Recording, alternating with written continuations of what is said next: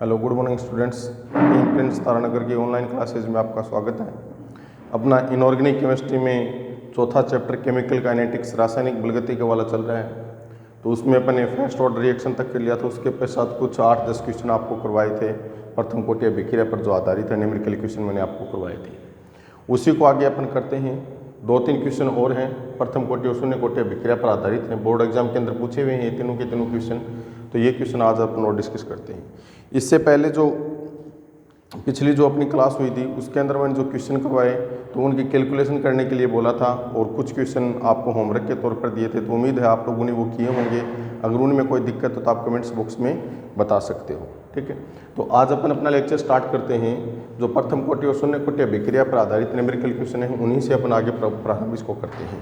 तो एक क्वेश्चन लिखा हुआ है, देखो कि एक प्रथम कोटि अभिक्रिया का अर्ध आयुकाल 10 सेकंड है। प्रथम कोटि अभिक्रिया का अर्ध आयुकाल हाफ लाइफ पीरियड कितना दे रखा है? 10 सेकंड। तो इसके वेग स्थिरांक की गणना करो, ठीक है। तो पहले क्वेश्चन का अपन सॉल्यूशन देखें। तो सबसे पहले जो अपने को दे रखा है अपन वो लिखें। अर्ध आयुकाल दे रखा है। तो अर्ध आयुकाल की वैल्यू कितनी दे रखी है यहाँ पर? 10 सेकंड, ठीक है। अपने को ज्ञात क्या करना है? वेग स्थिरांक के की वैल्यू अपने को ज्ञात करनी है। अब मैंने आपको पहले भी बताया था कि किसी भी कोटि के लिए, जैसे ये प्रथम कोटि है, तो इसके लिए अपन के जो वेग स्थिरांक जो रेट कांस्टेंट या वेग नियतांक है उसकी वैल्यू अपन दो तरीकों से ज्ञात कर सकते हैं। दो तरीके, दो फॉर्मूले कौन से होंगे? एक तो इसका अर्ध आयुकाल का सूत्र लगाएं। तो प्रथम कोटि के लिए अर्ध आयुकाल का सूत्र अपने पास क्या आता है? के इक्वल टू 0.693 अपॉन में टी आर, ठीक है। और दूसरा फॉर्मूला क्या होता है? प्रथम कोटि अभिक्रिया की जो समाकलित वेग समीकरण है उससे अपन देखें तो k इक्वल टू क्या है? 2.303 upon T log a upon में a माइनस एक्स। तो दोनों फॉर्मूलों से अपन अर्ध आयुकाल और उसकी समाकलित वेग समीकरण दोनों से ही अपन रेट कांस्टेंट की वैल्यू को ज्ञात कर सकते हैं। तो अब इनमें से फॉर्मूला कौन सा लगेगा डिपेंड करता है कि अपने को क्वेश्चन में क्या दे रखा है, डाटा कौन से दे रखे हैं। तो अगर समाकलित वेग समीकरण का अपन फॉर्मूला लगाएं तो इसके लिए अपने को पूर्ण काल की वैल्यू चाहिए, प्रारंभिक सांद्रता चाहिए और किसी समय पर सांद्रता यानी a माइनस एक्स का मान चाहिए। तो ये डाटा तो अपने को क्वेश्चन में नहीं दे रखे। तो अपन अर्ध आयुकाल का सूत्र देखें। तो अर्ध आयुकाल के सूत्र से अगर k की वैल्यू अपन ज्ञात करें तो सिर्फ एक वैल्यू अपने को चाहिए, इसका अर्ध आयुकाल टी ऑफ का मान चाहिए। तो क्वेश्चन के अंदर अपने पास जो अवेलेबल डाटा है वो सिर्फ क्या है? इसका अर्ध आयुकाल दे रखा है। इसलिए अपन यहाँ पर कौन सा फॉर्मूला अप्लाई करेंगे? जो प्रथम कोटि अभिक्रिया के लिए जो अर्ध आयुकाल के सूत्र की अपन ने जो डेरिवेशन की थी वो फॉर्मूला अपन अप्लाई करेंगे यहाँ पर। तो देखो क्या होगा इसमें, फॉर्मूला लगाएं अपन। चूंकि k इक्वल टू, या अपन सीधा लिखें, चूंकि अर्ध आयुकाल इक्वल टू क्या होता है? 0.693 अपॉन में k। अपने को वैल्यू के किसकी ज्ञात करनी है? k की। इसलिए k इक्वल टू अपन क्या लिख सकते हैं? 0.693 अपॉन में टी हाफ, ठीक है। तो अपने को किसका मान चाहिए? अर्ध आयुकाल का मान चाहिए। अर्ध आयुकाल देर का कितना? 10 सेकंड। तो k इक्वल टू अपने पास क्या आ जाएगा? 0.693 अपॉन में क्या होगा? 10। इसको कैलकुलेट कर लें, वो k की वैल्यू आ जाएगी। अब k का मात्रक क्या लगाएंगे? कि रेट कांस्टेंट है, प्रत्येक कोटि के लिए इसका मात्रक क्या होता है? अलग अलग होता है। तो यहाँ पर जो समय का मात्रक अपने को क्या दे रखा है? सेकंड में दे रखा है। तो k का रेट कांस्टेंट का मात्रक भी वहीं लगेगा। तो यहाँ पर जो k की वैल्यू आएगी उसका मात्रक अपन क्या लगाएंगे? प्रति सेकंड लगाएंगे। तो इस प्रकार अपन इस क्वेश्चन में प्रथम कोटि अभिक्रिया के लिए रेट कांस्टेंट की वैल्यू को ज्ञात कर सकते हैं। क्लियर है? नेक्स्ट सेकंड क्वेश्चन देखते हैं अपन। क्या दे रखा है कि एक प्रथम कोटि की एक अभिक्रिया का वेग स्थिरांक यानी k की वैल्यू दे दी, कितनी है? 5 × 10⁻⁴ प्रति सेकंड है। तो इस अभिक्रिया का अर्ध आयुकाल ज्ञात करो, यही फॉर्मूला लगेगा। तो सेकंड क्वेश्चन में अपन देखें, अपने पास क्या है? देखो जो दे रखा है वो अपन लिखें।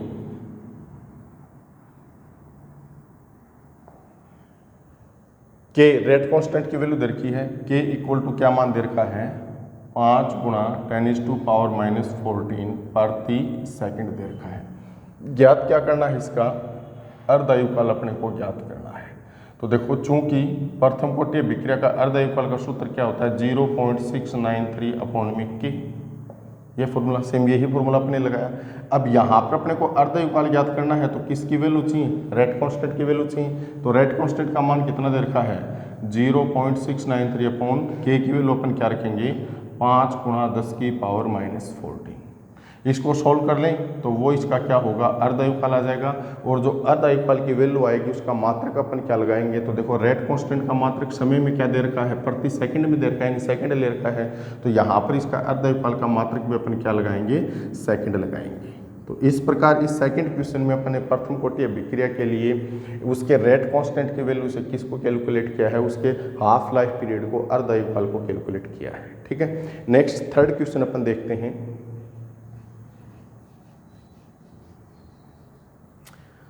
क्या है थर्ड क्वेश्चन में कि एक अभिक्रिया के लिए क्रिया कारकों की प्रारंभिक सांद्रता 0.4 m है। प्रारंभिक कंसंट्रेशन क्या दे रखी है 0.4 m दे रखी है, तथा वेग स्थिरांक रेट कांस्टेंट की वैल्यू क्या दे रखी है 2.5 इंटू 10⁻⁻⁴ मोल प्रति लीटर प्रति सेकंड है। तो अभिक्रिया का अर्धआयुकाल ज्ञात करो। क्या ज्ञात करना है, टी ऑफ की वैल्यू अपने को ज्ञात करनी है। अब देखो मैंने पहले भी आपको बताया था कि अभिक्रिया कोटि पर आधारित जो न्यूमेरिकल क्वेश्चन है ना, उनको सोल्व करने के लिए अपने को ये पता होना चाहिए कि अभिक्रिया की कोटि क्या है। अभिक्रिया की कोटि को पहचान करने के कई तरीके मैंने आपको बताए थे। या तो कोई पर्टिकुलर एग्जाम्पल लिखा होगा, जैसे अपने पीछे किया था कि एक रेडियो एक्टिव, तो रेडियो एक्टिव नाम आते अपने दिमाग में आना चाहिए कि प्रथम कोटि की अभिक्रिया है। या फिर अभिक्रिया का नाम लिखा होगा, जैसे पीछे के क्वेश्चनों में भी लिखा हुआ था और इन क्वेश्चनों में लिखा हुआ है कि प्रथम कोटि अभिक्रिया या एक प्रथम कोटि की अभिक्रिया। ठीक है, या फिर क्या होगा कि उस क्वेश्चन के अंदर रेट कांस्टेंट की वैल्यू दे रखी होगी, वेग स्थिरांक या वेग नियतांक की वैल्यू दे रखी होगी, उसकी वैल्यू का जो मात्रक होगा उसके मात्रक के आधार पर अपन अभिक्रिया कोटि को आइडेंटिफाई कर सकते हैं। क्यों? क्योंकि प्रत्येक अभिक्रिया कोटि के लिए जो रेट कांस्टेंट है उसका मात्रक क्या होगा, अलग अलग होगा। तो यहाँ पर न तो अपने को कोई पर्टिकुलर एग्जाम्पल दे रखा है, न अभिक्रिया कोटि का नाम लिखा हुआ है, अभी शून्य कोटि या प्रथम कोटि है, लेकिन अपने पास किसकी वैल्यू दे रखी है, रेट कांस्टेंट की वैल्यू दे रखी है। तो उसका मात्रक क्या है, मोल प्रति लीटर प्रति सेकंड। तो जिस अभिक्रिया के लिए रेट कांस्टेंट का मात्रक क्या होता है, मोल प्रति लीटर प्रति सेकंड होता है, वह अभिक्रिया कौन सी कोटि की होती है, जीरो ऑर्डर रिएक्शन होती है, शून्य कोटि की अभिक्रिया होती है। तो इसका मतलब क्या हुआ कि यहाँ पर अपने को जो अर्धआयुकाल ज्ञात करना है वो कौन सी अभिक्रिया के लिए ज्ञात करना है, शून्य कोटि अभिक्रिया के लिए। ठीक है, तो अब अपने को जो डाटा दे रखे हैं अपन वो लिखें, जो क्वेश्चन के अंदर अपने को दे रखा है वो लिखें, फिर पता लग जाएगा कि कौन सा सूत्र अपने को यहाँ पर अप्लाई करना है। तो क्या दे रखा, प्रारंभिक सांद्रता का मान दे रखा है। तो शून्य कोटि की अभिक्रिया में प्रारंभिक सांद्रता को अपन किससे डिनोट करते हैं, ए से डिनोट करते हैं। तो मतलब ए की वैल्यू अपने को दे रखी है, कितनी है 0.4 m। फिर क्या दे रखा है, रेट कांस्टेंट के की वैल्यू दे रखी है। तो के की वैल्यू क्या है 2.5 इंटू 10⁻⁻⁴ मोल प्रति लीटर प्रति सेकंड। कैलकुलेट क्या करना है, इसका हाफ लाइफ पीरियड यानी अर्धआयुकाल अपने को कैलकुलेट करना है। अब सीधे सी बात है, अर्धआयुकाल ही ज्ञात करना है, तो अपन सीधा उसका अर्धआयुकाल का फॉर्मूला लगाएं। तो शून्य कोटि अभिक्रिया के लिए अर्धआयुकाल का सूत्र क्या आया था अपने को पास, T of equal to A upon में 2k0। के नोट लगा दें अपन, या नोट लगाने की आवश्यकता नहीं, के दे रखा है क्वेश्चन के अंदर, के के रूप में है रेट कांस्टेंट, तो अपन किसको लिखेंगे, के को लिखेंगे। तो यहाँ पर देखो इससे अपने को हाफ लाइफ पीरियड कैलकुलेट करने के लिए किसका मान चाहिए, प्रारंभिक कंसंट्रेशन चाहिए और रेट कांस्टेंट की वैल्यू चाहिए। तो प्रारंभिक कंसंट्रेशन अपने को दे रखी है और रेट कांस्टेंट की वैल्यू अपने को दे रखी है, तो सरलता से अपन इसको कैलकुलेट कर पाएंगे। तो टी ऑफ इक्वल टू क्या होगा, ए का मान कितना है 0.4 अपॉन में 2 इंटू के की वैल्यू कितनी है 2.5 इंटू 10⁻⁻⁴। इसको कैलकुलेट कर लें तो वो अपने पास अर्धआयुकाल का मान आ जाएगा। अब अर्धआयुकाल क्या समय है, तो समय का मात्रक क्या लगाएंगे, तो देखो जो रेट कांस्टेंट है उसमें समय का मात्रक किसके रूप में लिया हुआ है, प्रति सेकंड, सेकंड के रूप में लिया हुआ है।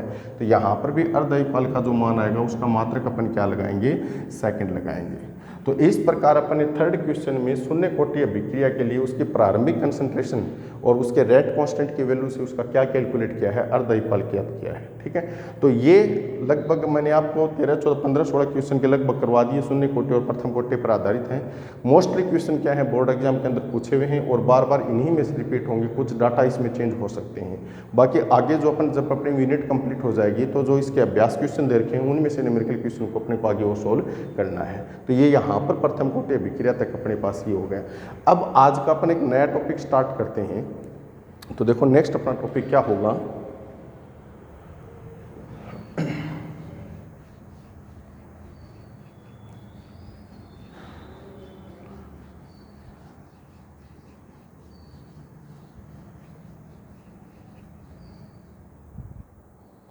नेक्स्ट अपना टॉपिक है आज का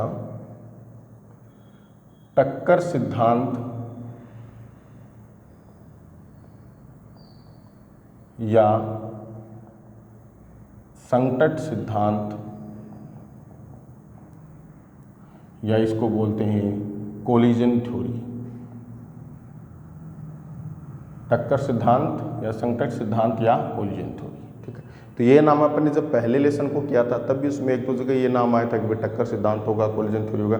जैसे अभिक्रिया कोटि मैंने बताया, अणुसंख्यता मैंने बताया आपको, तो उस समय बताया था कि अणुसंख्यता का मान 3 से ज़्यादा नहीं हो सकता। क्यों? क्योंकि टक्कर सिद्धांत क्या कहता है कि एक साथ अब 3 से अधिक अभिकारकों की परस्पर टक्कर नहीं हो सकती है। तो वहाँ पर ये अपने पास आया था।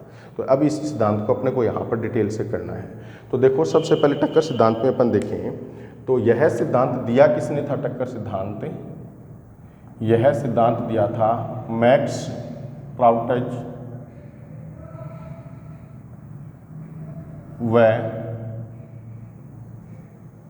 विलियम लुईस ने 1916-1918 में एक सिद्धांत दिया। वो सिद्धांत कौन सा था? टक्कर सिद्धांत या कोलिजन थ्योरी था। और ये सिद्धांत क्या होता है? गैसों का जो गति सिद्धांत होता है उस सिद्धांत पर आधारित है। कौन से सिद्धांत पर आधारित है? गैसों के गतिक सिद्धांत पर आधारित है, ठीक है। इस सिद्धांत के अंदर क्या बताया? मैक्स ट्राउटज और विलियम लुईस थे, इन्होंने क्या किया कि जो क्रियाकारक के अणु थे, क्रियाकारक के अणु यानी अभिकारक के जो अणु थे, इन क्रियाकारक के अणुओं को इसने किसके रूप में माना? ठोस गोलों के रूप में माना। किसके रूप में माना? ठोस गोल। यानी मैक्स ट्राउटज और विलियम लुईस ने क्या बताया कि किसी भी रासायनिक अभिक्रिया में जो अभिकारक या क्रियाकारक के अणु भाग लेते हैं वो किसके रूप में होते हैं? ठोस गोलों के रूप में होते हैं। जैसे मान लो एक ये है और दूसरा क्या है, इसको ए कह दें अपन और इसको क्या कह देंगे। अब इसने आगे क्या बताया कि ये जो ठोस गोले हैं इनके मध्य परस्पर क्या होती है? टक्कर होती है। उस टक्कर के परिणाम स्वरूप ही अभिक्रिया क्या होती है? संपन्न होती है। या अपन इसको यूं भी कह सकते हैं कि जब ये क्रियाकारक के ठोस गोले होते हैं, जब ये परस्पर टकराएंगे तो ही ये किस में परिवर्तित होंगे? उत्पाद में परिवर्तित होंगे, ठीक है। अब देखो, इनके मध्य टक्कर होगी, ठीक है। अब टक्कर होने के लिए किसकी आवश्यकता होगी? इनमें गति होगी, और गति होगी तो इनमें किसकी आवश्यकता होगी? ऊर्जा की आवश्यकता होगी। तो वो ऊर्जा कौन सी होगी उसको भी आगे अपन डिस्कस करेंगे। तो इसने मैक्स ट्राउटज और विलियम लुईस ने क्या बताया कि ये क्रियाकारक के जो ठोस गोले हैं इनके मध्य क्या होगी? परस्पर टक्कर होगी। परस्पर इनके मध्य क्या होगी? टक्कर। और टक्कर के परिणाम स्वरूप ही क्या बनेगा? प्रोडक्ट बनेगा, या अपन यूँ कहें कि अभिक्रिया संपन्न होगी। लेकिन एक चीज इसने और बताया कि ये जो टक्कर होंगी ना, ये टक्कर किस प्रकार की होनी चाहिए? प्रभावी टक्कर होनी चाहिए। किस प्रकार की टक्कर होनी चाहिए? प्रभावी। तो मतलब किसी भी रासायनिक अभिक्रिया में क्रियाकारक के अणु या अभिकारक के अणु जब परस्पर टकराते हैं तो उनके मध्य 2 टक्कर होती हैं। एक टक्कर को तो अपन क्या कहते हैं? प्रभावी टक्कर, और दूसरी टक्कर क्या कहलाएगी? अप्रभावी टक्कर। क्या कहलाएगी? अप्रभावी टक्कर, ठीक है। तो प्रभावी टक्कर कौन सी कहेंगे? जिस टक्कर के परिणाम स्वरूप प्रोडक्ट बनता है, यानी क्रियाकारक के अणुओं के मध्य टक्कर हुई और उस टक्कर के परिणाम स्वरूप क्रियाकारक के अणु किस में कन्वर्ट हो गए? प्रोडक्ट में कन्वर्ट हो गए। तो उस टक्कर को अपन क्या कहेंगे? प्रभावी टक्कर कहेंगे, ठीक है। अप्रभावी टक्कर कौन सी होगी कि क्रियाकारक के अणुओं के मध्य परस्पर टक्कर तो होती है, लेकिन उस टक्कर के परिणाम स्वरूप कोई प्रोडक्ट नहीं बनता है, उत्पाद नहीं बनता है, यानी अभिक्रिया संपन्न नहीं होगी। तो ऐसी टक्कर को अपन क्या कहेंगे? अप्रभावी टक्कर कहेंगे। तो जब कोई रासायनिक अभिक्रिया संपन्न होती है तो उसमें जो क्रियाकारक के अणु हैं, जिनको मैक्स ट्राउटज और विलियम लुईस ने ठोस गोलों के रूप में माना था, तो उनके मध्य परस्पर टक्कर होती हैं, यानी प्रभावी और अप्रभावी टक्कर होंगी। और उस प्रभावी टक्कर के परिणाम स्वरूप वो क्रियाकारक के अणु किस में कन्वर्ट होंगे? उत्पाद में कन्वर्ट होंगे, प्रोडक्ट में कन्वर्ट होंगे, ठीक है। तो जब क्रियाकारक के अणु आपस में टकराते तो उन दोनों के मध्य प्रभावी और अप्रभावी टक्कर होंगी। तो ये तो प्रभावी प्लस अप्रभावी तो क्या हो गया? कुल टक्कर की संख्या हो गया। क्या हो गया? कुल टक्कर की संख्या। तो क्रिया अभिक्रिया का संपन्न होना या उत्पाद का बनना कुल टक्कर की संख्या पर निर्भर नहीं करता है।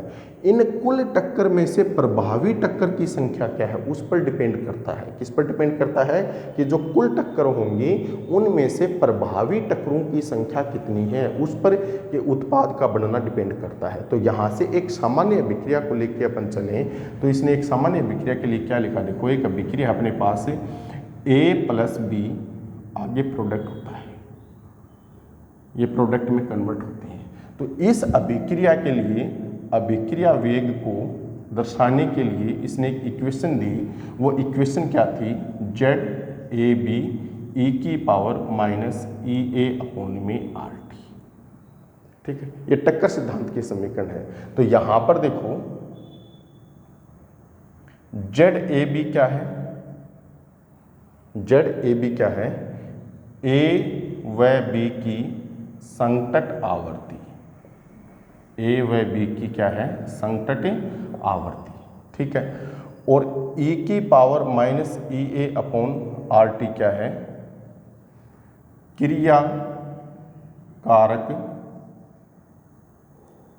क्रिया कारक के उन अणुओं का अंश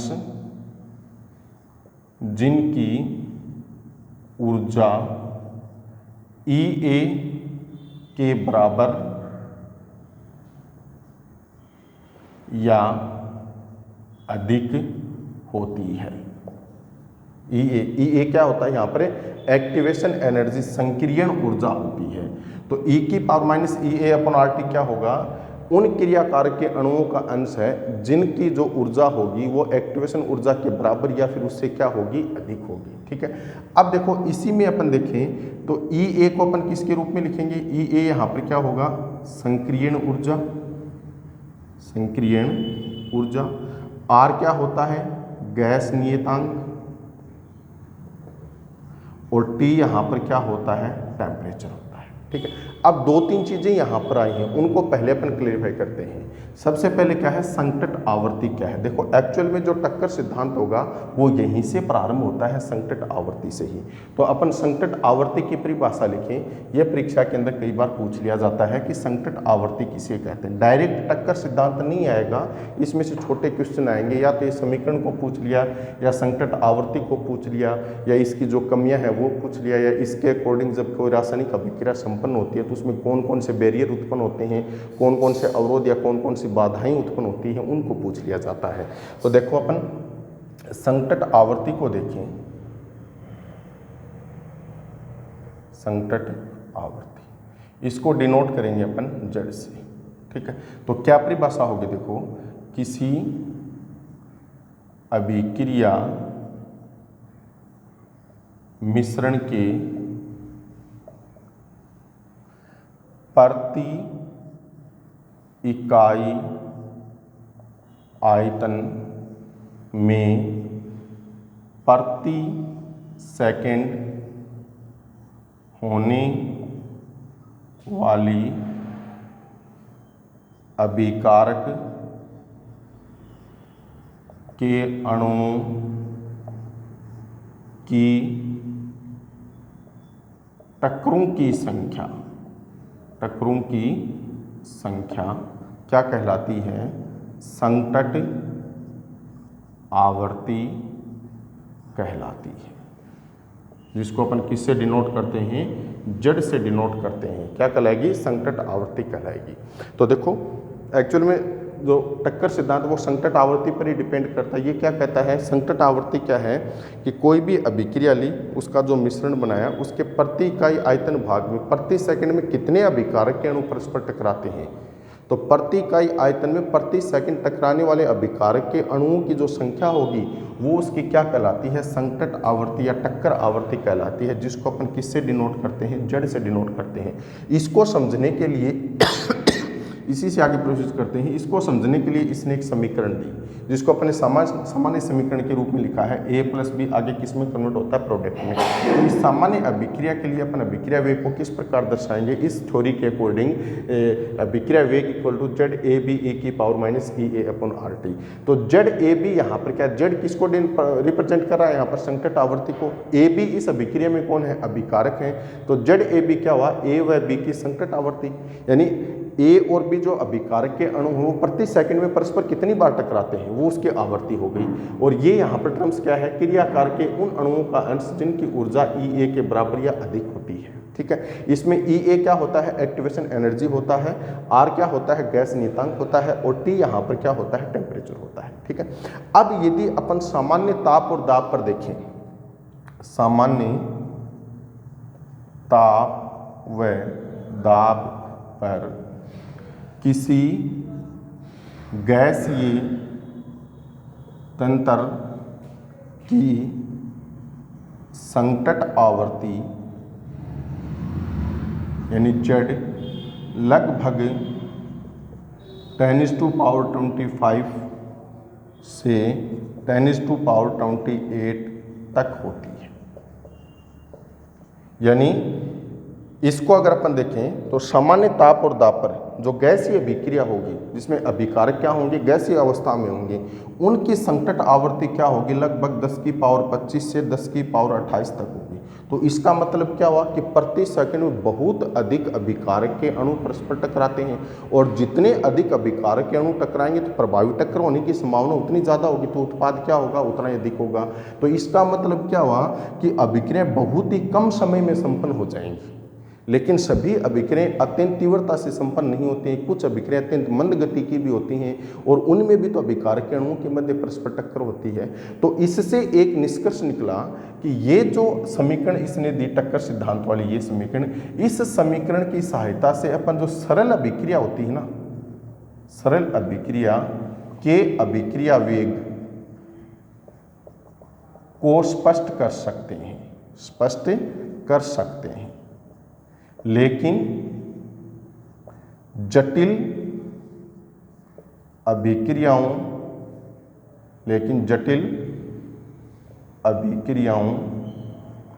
के वेग को स्पष्ट नहीं कर सकते। क्यों? क्योंकि इसके अकॉर्डिंग तो क्या हुआ, अभिक्रिया अत्यंत अल्प समय में संपन्न हो जाएंगी, सभी अभिक्रिया अत्यंत अल्प समय में संपन्न नहीं होती। तो सरल अभिक्रियाओं के वेग को तो सरलता से इस समीकरण के द्वारा दर्शाया जा सकता है, लेकिन जटिल अभिक्रियाओं के वेग को इस समीकरण से अपन नहीं दर्शा सकते हैं।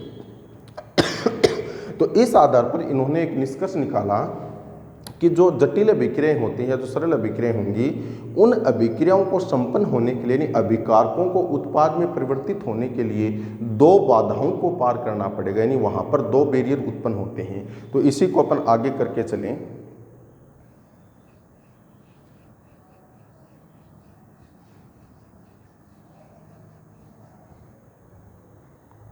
अतः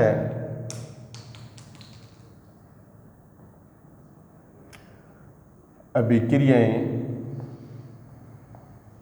या अतः क्रियाकारक जब उत्पाद में परिवर्तित होते हैं तो उन्हें निम्न दो बाधाओं को, यानी बैरियर को पार करना होता है।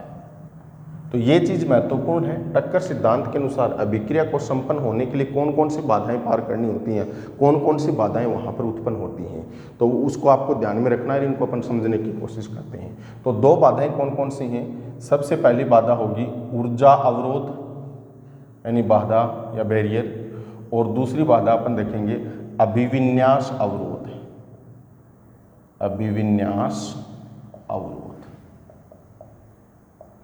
ऊर्जा अवरोध और दूसरा क्या है, अभिविन्यास अवरोध। अब सबसे पहले अपन एक नंबर बैरियर देखते हैं, ऊर्जा अवरोध।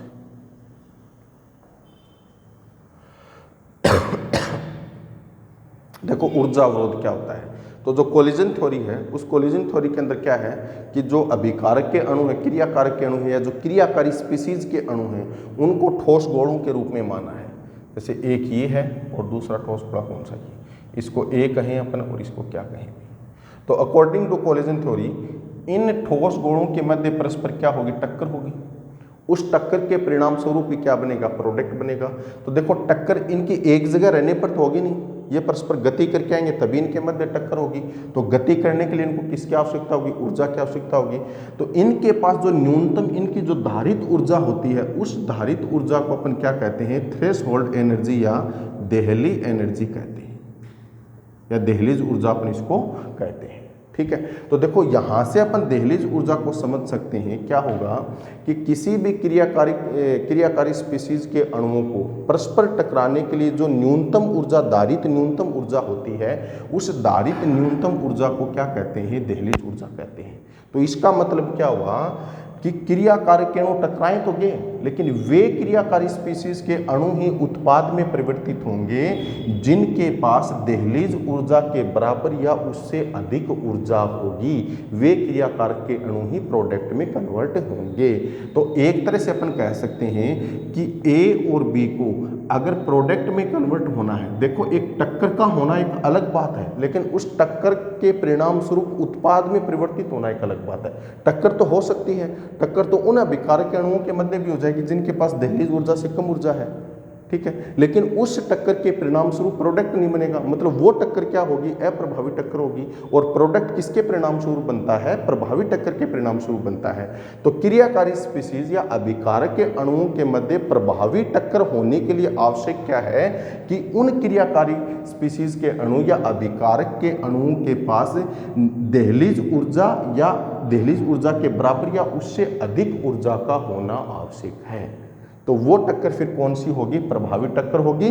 और उस प्रभावी टक्कर के परिणाम स्वरूप किस में कन्वर्ट होंगे, वो अभिकारक के अणु प्रोडक्ट में कन्वर्ट होंगे। तो इसका मतलब क्या हुआ कि ए और बी प्रोडक्ट में कब कन्वर्ट हो सकते हैं, जब इनके पास जो इनकी जो न्यूनतम धारित ऊर्जा है, वो ऊर्जा या तो थ्रेशहोल्ड एनर्जी के बराबर हो या फिर इससे क्या हो, अधिक हो। तो एक तरह से इसने इन अभिकारक के अणुओं को प्रोडक्ट में कन्वर्ट होने के लिए जो थ्रेशहोल्ड एनर्जी का बैरियर है, इसको क्या करना पड़ेगा, पार करना पड़ेगा। इसको पार किए बिना ये प्रोडक्ट में कन्वर्ट नहीं हो सकते हैं। तो ये पहला अवरोध कौन सा हो गया, ऊर्जा अवरोध हो गया। ठीक है, सेकंड को अपन देखते हैं। दूसरा अपने पास कौन सा है, अभिविन्यास अवरोध। ठीक है, अब इसी को अपन देख के चलते हैं कि जैसे मान लो ये दो अभिकारक के अणु हैं, ए और बी। ठीक है, इनके मध्य टक्कर होगी। तो मान लो एक तो टक्कर की संभावना ये इस दिशा में मान लो टकराते हैं। ठीक है, और दूसरी टक्कर की संभावना इनको अपने इस प्रकार से लेके चले, एक ये और एक ये, ए और बी, इस दिशा में टक्कर होती है। तो देखो सेम अभिकारक के अणु हैं, इनको दो अलग अलग वे में अपने लिया है।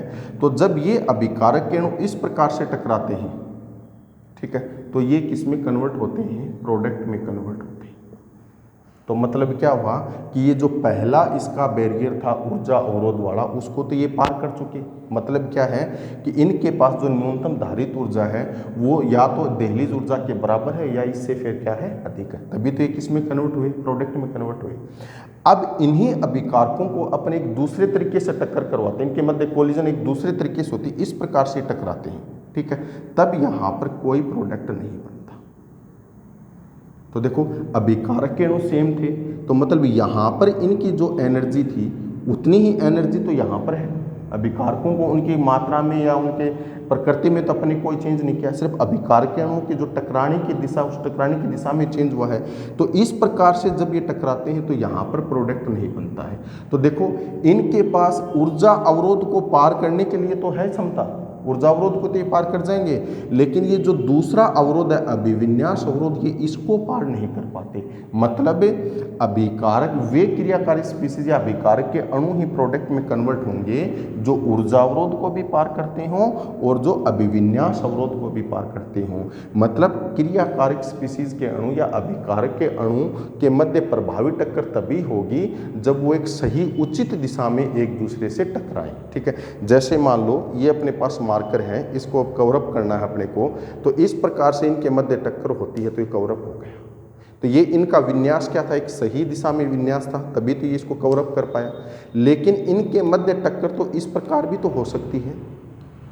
तो इस प्रकार जब इनके मध्य टक्कर हुई तो इन्होंने ऊर्जा अवरोध को तो पार कर लिया, लेकिन ये इसको कवर अप नहीं कर पाया। क्यों? क्योंकि इन दोनों का विन्यास क्या था, सही नहीं था। तो ऊर्जा अवरोध को पार करने के साथ साथ क्रियाकारी स्पीसीज के अणु या अभिकारक के अणुओं का विन्यास भी क्या होना चाहिए, सही उचित दिशा में होना चाहिए, तभी वो क्या बन पाएगा, प्रोडक्ट बन पाएगा। तो जब ये दोनों इस प्रकार से टकराते हैं तो इनके मध्य टक्कर हुई, तो मतलब ऊर्जा अवरोध को तो ये पार करके आए हैं, लेकिन फिर भी प्रोडक्ट नहीं बना, तो मतलब ऊर्जा अवरोध तो पार किया लेकिन अभिविन्यास अवरोध यानी इनका अभिविन्यास सही दिशा में नहीं था, तो यहाँ पर उत्पाद नहीं बनेगा। तो ये इसका कौन सा अवरोध हो गया, अभिविन्यास अवरोध हो गया। यानी ऊर्जा अवरोध को पार करने के पश्चात क्रियाकारी स्पीसीज अणु या अभिकारक के अणुओं का एक उचित दिशा में टकराना भी क्या होता है, आवश्यक होता है। इस चीज को अपन एक दो एग्जाम्पल के तहत समझने की कोशिश करते हैं। तो देखो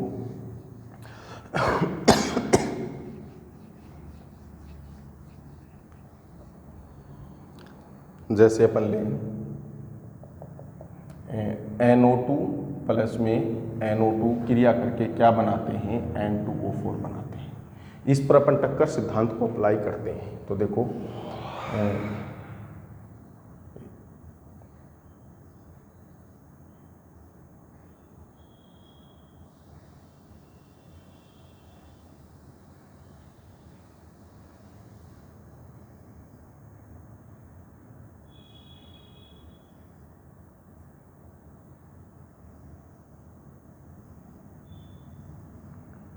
इस प्रकार से दो व्यवस्थाएं अपन ने ली हैं। तो देखो nitrogen oxygen oxygen, nitrogen oxygen oxygen, ये nitrogen oxygen oxygen, nitrogen oxygen oxygen, यानी NO2 प्लस NO2। तो सबसे पहले अपन ऊपर वाली समीकरण को देखें, तो जब NO2 के दोनों यानी दोनों अभिकारक अणु इस प्रकार से टकराते हैं तो आगे चल के यहाँ पर प्रोडक्ट बनता है।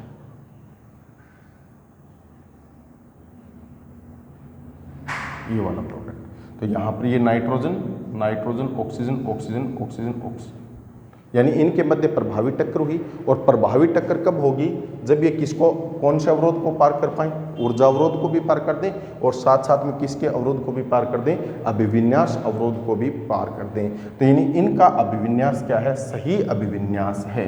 तो अपन यहाँ पर लिख सकते हैं सही अभिविन्यास, यानी उचित अभिविन्यास, इसको अपन लिख सकते हैं। ठीक है, अब देखो दूसरे तरीके में देखो, सेम यही अभिकारक अणु है, लेकिन उनके टकराने की जो दिशा है वो दिशा क्या हो गई, परिवर्तित हो गई। तो यहां पर कोई प्रोडक्ट नहीं बनेगा। तो सिर्फ ये दिशा ही तो चेंज हुई ना इसकी, ऊर्जा अवरोध को तो पार कर चुके लेकिन अभिविन्यास अवरोध को ये पार कर नहीं कर पाए, तो इनमें यहाँ पर कोई प्रोडक्ट नहीं बनेगा। तो यहाँ पर अपन लिख सकते हैं गलत अभिविन्यास या उचित अभिविन्यास, यहाँ पर ये नहीं है।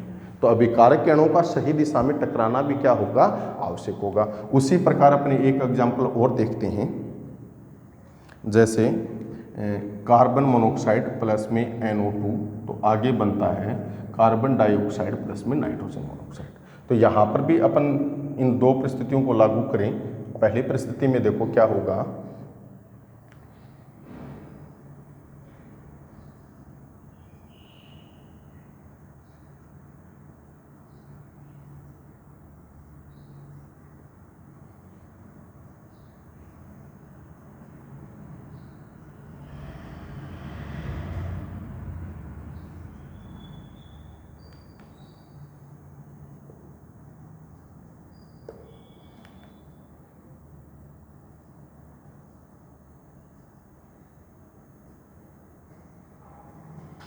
देखो ये कार्बन, ये ऑक्सीजन कार्बन मोनोऑक्साइड, और इसमें ये नाइट्रोजन, ये ऑक्सीजन, ये ऑक्सीजन। ठीक है। तो कार्बन मोनोऑक्साइड और NO2 के अणु जब इस दिशा में टकराते हैं तो यहाँ पर कोई प्रोडक्ट नहीं बनता, यानी अभिविन्यास अवरोध को ये पार नहीं कर पाते, यानी ये इनको उत्पाद में परिवर्तित करने के लिए उचित दिशा नहीं है। लेकिन जब ये दोनों इस दिशा में टकराते हैं इस प्रकार से नाइट्रोजन ऑक्सीजन ऑक्सीजन, तो ये किस में कन्वर्ट हो जाते हैं, प्रोडक्ट में कन्वर्ट हो जाते हैं। तो ये तो ऑक्सीजन, कार्बन, ऑक्सीजन, नाइट्रोजन और ये क्या हुआ, ऑक्सीजन। ठीक है। तो यानी इन दोनों अभिकारक के अणुओं को उत्पाद में परिवर्तित होने के लिए इस अभिविन्यास, इस दिशा में टकराना आवश्यक है। तो इन्होंने यहाँ पर अभिविन्यास अवरोध को भी पार कर दिया। तो इसको तो अपन लिख सकते हैं गलत अभिविन्यास या उचित दिशा नहीं है, और ये कौन सा है, सही अभिविन्यास। ठीक है। एक एग्जाम्पल अपन और देखते हैं इसी में, देखो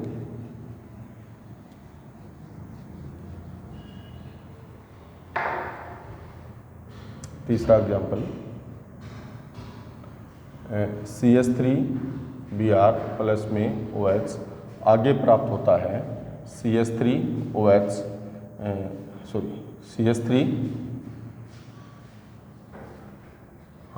OH प्लस में क्या है, Br। ठीक है। तो इसको अपन इसमें टक्कर सिद्धांत लागू करें तो दो प्रकार की इसमें यहाँ पर व्यवस्था होंगी। तो देखो कौन कौन सी होंगी, अपन देखें इसको। कार्बन के साथ CH3Br प्लस में OH आए, तो दो प्रकार के यहाँ पर व्यवस्थाएं बन सकती हैं। कौन कौन सी होंगी, देखो एक तो क्या होगा, कार्बन के साथ हाइड्रोजन परमाणु इस प्रकार से जुड़े हुए, और ये यहाँ पर क्या है, Br, और ये यहाँ पर क्या है, OH।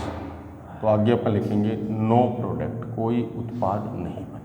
क्यों नहीं बना, देखो यहाँ पर कार्बन पर आंशिक रूप से कैसा आवेश है, धनावेश। Br पर आंशिक रूप से कैसा आवेश होगा, ऋणावेश। और OH पर कौन सा आवेश होगा, ऋणावेश। ठीक है। तो जब ये इस दिशा में टकराते हैं तो यानी ऋणायन किसके साथ टकरा रहा है, ऋणायन, तो समान समान एक दूसरे के नजदीक आएंगे, तो उनके मध्य कौन सा होगा, प्रतिकर्षण होगा। तो प्रतिकर्षण होगा तो यहाँ पर पुराना बंध टूट नहीं सकता है और नया बंध नहीं बन सकता है, तो यहाँ पर कोई भी प्रोडक्ट नहीं बनेगा। तो फिर इनके टकराने की सही दिशा क्या हो, तो वो ये दिशा यहाँ पर हो सकती है। देखो OH, कार्बन, हाइड्रोजन, ये हाइड्रोजन और ये हाइड्रोजन। ठीक है। यहाँ पर इसके पास क्या है, Br। तो आगे अपने को प्राप्त क्या होगा, CH3 प्लस में क्या बन जाएगा, Br। अब देखो इसमें, तो यहाँ पर आंशिक रूप से कौन सा आवेश है, ऋणावेश। ये आंशिक रूप से कौन सा है, धनावेश। और ये आंशिक रूप से कौन सा है, ऋणावेश। तो जब ये OH इस दिशा में टकराएगा तो ये किसके पास किससे डायरेक्ट टक्कर हो रही है, इसकी धनावेश से। तो ये कैसा है, ऋणावेश। तो असमान आवेश हो गए, असमान आवेश के मध्य क्या होगा, आकर्षण होगा। तो इन दोनों के मध्य क्या होगा, नया बंध बनेगा, और यहाँ पर ये पुराना बंध क्या होगा, टूट जाएगा। तो पुराना बंध टूटेगा तो यहाँ से Br आयन क्या होगा, मुक्त हो जाएगा, और OH किसके साथ जुड़ जाएगा, CH3 के साथ, यानी मेथेनॉल का निर्माण यहाँ पर हो जाएगा। तो इस प्रकार इनकी अपने अभिविन्यास ऊर्जा अवरोध को पार किया उन्होंने, और किसको पार किया है, अभिविन्यास अवरोध को पार किया है। तो ये अपन टक्कर सिद्धांत के अनुसार यहाँ पर देख सकते हैं। अब देखो इससे एक चीज का निष्कर्ष निकलता है कि जो अभिक्रिया का जो वेग होता है वो मुख्य रूप से दो कारकों पर निर्भर करता है। कौन कौन से कारकों पर निर्भर करता है, मुख्य दो कारक कौन कौन से होंगे उसके, देखो किसी भी क्रियाकारी स्पीशीज का वेग होगा या किसी भी क्रियाकारी स्पीशीज के अणु जब उत्पाद में परिवर्तित होंगे तो उन उत्पाद में परिवर्तित होना कितने कारकों पर डिपेंड करेगा, दो कारकों पर डिपेंड करेगा। नंबर एक तो कौन सी होगी, संतत आवर्ती, यानी प्रति सेकंड में अभिकारक के अणुओं के मध्य कितनी टक्कर होती है उस पर डिपेंड करेगा। और दूसरा क्या होगा कि जितनी टक्कर होंगी उनमें से प्रभावी टक्कर की संख्या कितनी है, प्रभावी टक्कर की संख्या। प्रभावी टक्कर की संख्या को अपन किससे लिख सकते हैं, F से लिख सकते हैं।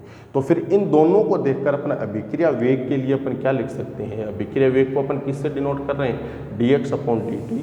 ये किसके बराबर होगा, अभिकारक के अणुओं की संतत आवर्ती और प्रभावी टक्करों की संख्या के गुणनफल के बराबर होगा। ठीक है, मतलब संतत आवर्ती कुल टक्करों की संख्या जितनी अधिक होगी और उनमें प्रभावी टक्करों की संख्या जितनी अधिक होगी, अभिक्रिया वेग क्या होगा, उतना ही अधिक होगा। ठीक है, तो यहाँ पर ये अपना कोलिजन थ्योरी या टक्कर सिद्धांत कंप्लीट होता है। अब इसकी दो कमियां हैं टक्कर सिद्धांत की, वो कमियां कई बार परीक्षा के अंदर पूछ ली जाती हैं। सिंपल सी है। देखो प्रारंभ में अपने लिखा था कि मैक्स ट्राउटेज और विलियम्स लुईस ने जब ये टक्कर सिद्धांत दिया तो उसने अभिकारक के अणुओं को किसके रूप में माना? ठोस गोलों के रूप में। तो जरूरी थोड़ी होता है कि प्रत्येक अभिक्रिया में अभिकारक के अणु किसके रूप में हो? ठोस गोलों के रूप में हो। तो वही इसकी कमी हो गई। इसमें क्या एक नंबर में क्या लिख देंगे कि अभिकारक के अणुओं को ठोस गोलों के रूप में माना। और नंबर 2, ठोस गोलों के रूप में तो माना, लेकिन इन अभिकारक के अणुओं की संरचना पर इसने कोई विशेष महत्व नहीं दिया। तो अपन लिख सकते हैं दूसरी कमी, अभिकारक के अणुओं की संरचना को महत्व नहीं दिया।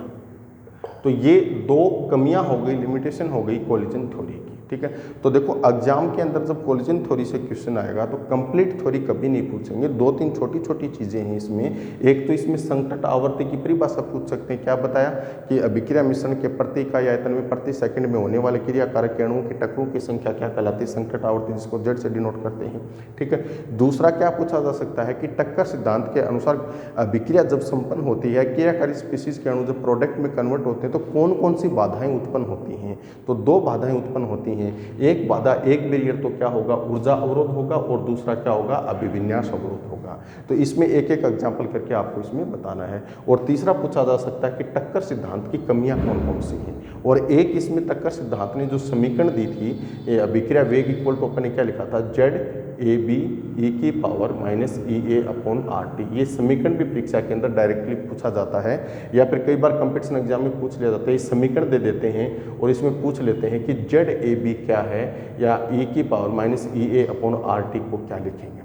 तो इस चीज़ को आपको ध्यान में रखना है। और ये जो चीज़ है ना, ये आगे जब अपन एक्टिवेशन एनर्जी को डिफाइन करेंगे, एक्टिवेशन एनर्जी अपन लिखेंगे, तब भी अपने ये काम आएगी। जब आर्यनीय समीकरण को अपन लिखेंगे ना, तब ये समीकरण अपने काम आएगी। तो इस लेसन में सिर्फ 1-2 टॉपिक और बचे हुए हैं। शायद नेक्स्ट अपनी जो क्लास होगी उसमें लेसन कंप्लीट हो जाएगा। तो उम्मीद है कि यहाँ तक आपको ये समझ में आया होगा, और कंटिन्यूसली पर देखते चलो, आगे अपन नेक्स्ट अपनी जो क्लास होगी उसमें करेंगे। Thank you.